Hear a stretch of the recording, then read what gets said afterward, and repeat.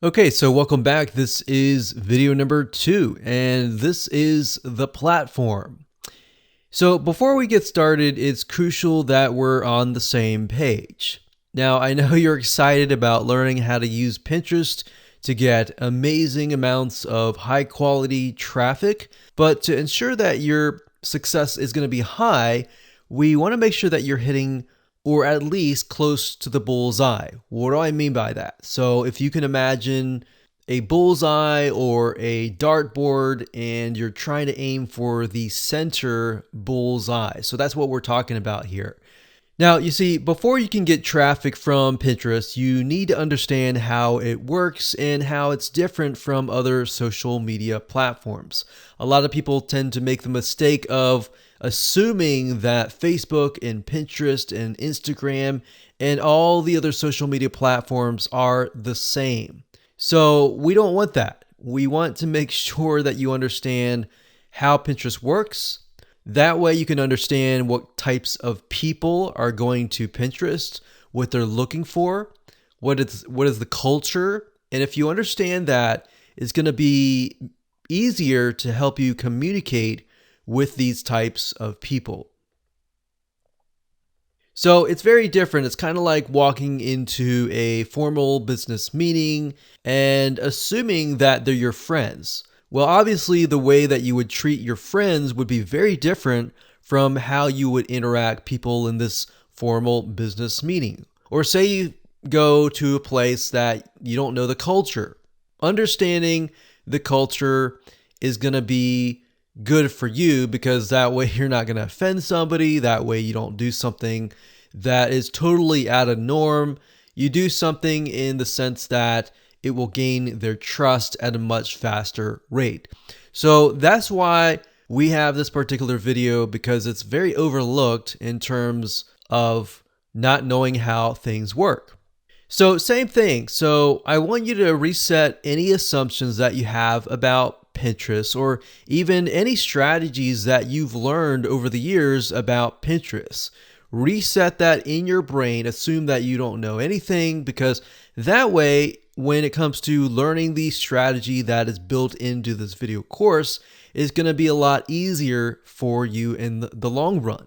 So what we've seen over the years is a lot of times when you come in with these assumptions, they actually create roadblocks in your mind. So that's the whole goal of this kind of exercise. So go ahead right now, start from a clean slate, and you'll do just fine. Now, first, according to HubSpot.com, about 40% of people respond better to visual information than plain text. Now, if you know about Pinterest, you know it's all about images. It's all visual information. That is what grabs people in. So when you think about Pinterest, when they're looking through images, they find an image that catches their eye, they click on it, and they get sent to an article. So you want to make sure that your article on the other side also has a lot of visual information and visual content as well. So you don't want to send people from an image directly to an article that is full text. You want to send people directly from the image directly to the content that is filled with either tons of images or videos with visual content as well. So the reason for that is that people's attention spans are just getting shorter and shorter. So you need a quick and fast way to keep them from scrolling or exiting the page or leaving your site. And that's why Pinterest is so powerful, because when it comes to visual information, it grabs people in, it gets them really addicted to the social media platform. So let's talk about what Pinterest is all about. So Pinterest is a place, in basics, for people in different niches to organize and share their discoveries through what we call a Pinterest board. So obviously, if you've used Pinterest before, you know what I mean. We have different boards that hold different images. So as you can imagine, boards that are extremely specific are often high converting. Okay, so let me give you an example of a generic board versus a highly specific Pinterest board. So a generic board would be something like a desserts board. So you would have everything from like cupcakes, diet cookies, low sugar cookies, maybe gluten-free cakes or bundt cakes or anything like that. The problem with that is it's too generic. Now, that might be okay if your site is a high authority site and it's got a bunch of different things in a different area. Or if it's something specific like maybe basketball board. And while that might work quite well, it will work even better if you have a very specific board. So what we've noticed over the years is very specific boards such as, let's say, low sugar diet desserts, or even more specific, low sugar cupcakes. So for folks that are on a maybe low sugar or even no sugar diet, they're going to be very interested in this because when they're on this diet, they are eating literally vegetables and things that they're not really eating any cakes or anything like that. And maybe they're doing that for health reasons. And because of that, they are desperate for low sugar desserts. All right. So maybe that's the type of person that you want to attract.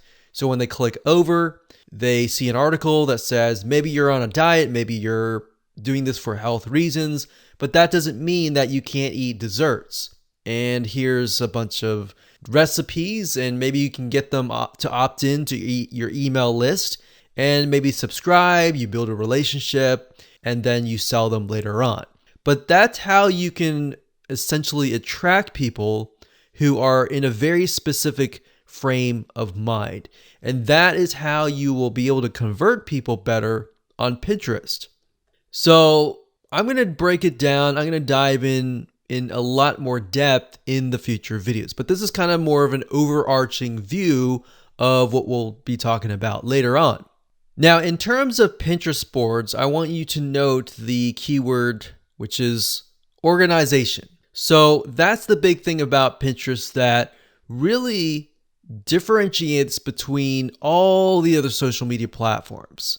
You see, not many social media sites allow you to easily organize content except for really Pinterest. So it's a great place for people who want to learn how to do something to literally organize everything into a board. So if somebody is interested in low sugar cakes, they're going to go there and they realize, oh, wow, I can make this, I can make that, I can make this. And you've got so many recipes that people are interested, they click over and they really get hooked on your board.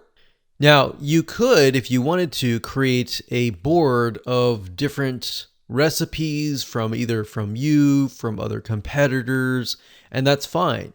Or you could create a board with all of your recipes on there. So in other words, this is a place where a lot of DIYers go. Now, if you don't know what DIY stands for, it's do it yourself.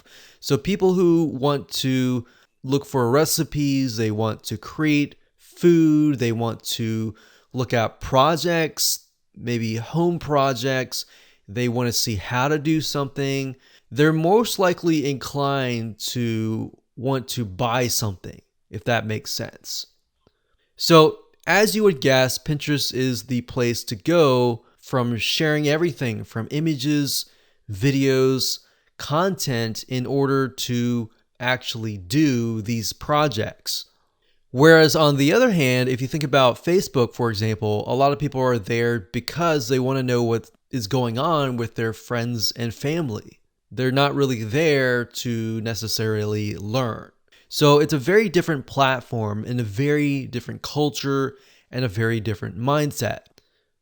Now, let's be frank and say that Facebook, while Facebook is great, it's not great for organization.